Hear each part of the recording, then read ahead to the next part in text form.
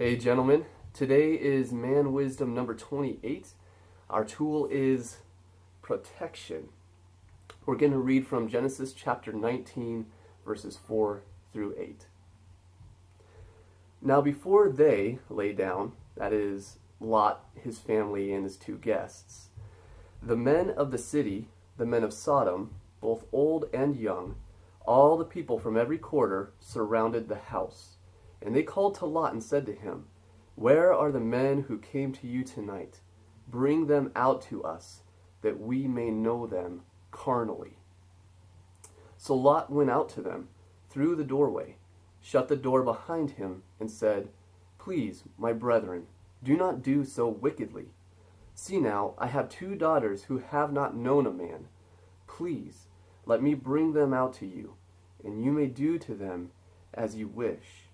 Only do nothing to these men, since this is the reason they have come under the shadow of my roof." The Bible gives us many examples, both of what to do and what not to do. This is an example of what not to do. Reading the story of Lot offering his daughters to men so that they can have their way with them sexually should make any man who loves his children cringe in disgust. It should make any man in general cringe in disgust. Lot's offering his children in this way is plain wrong. It is indefensible.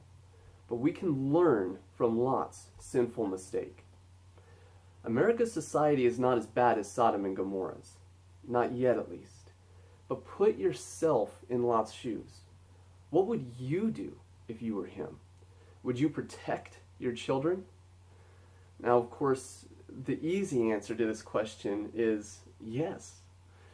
But while we may not allow carnal men to come near our children, what may we allow near our children? Here's a few questions to consider. Do I put my children near the world's unhealthy perspective on sex? Do I put my children near sexually unhealthy relationships?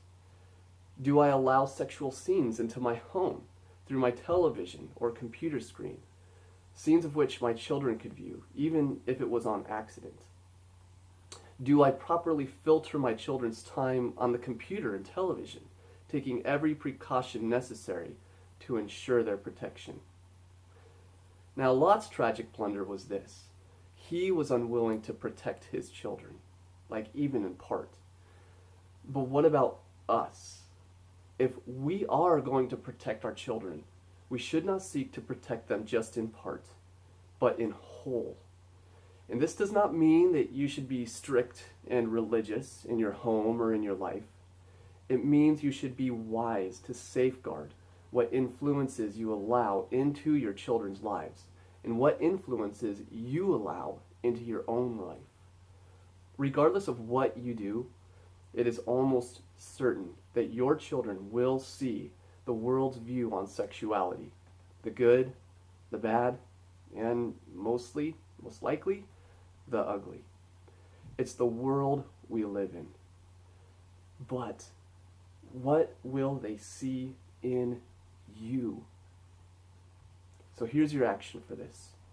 Confess whatever areas that you know you are weak in, and ask God to help you strengthen. Consider if there is anything in your home or in your life that needs to be removed or better protected for the sake of protecting your family, protecting your children. Today's tool is protection. Put good use to it. God bless.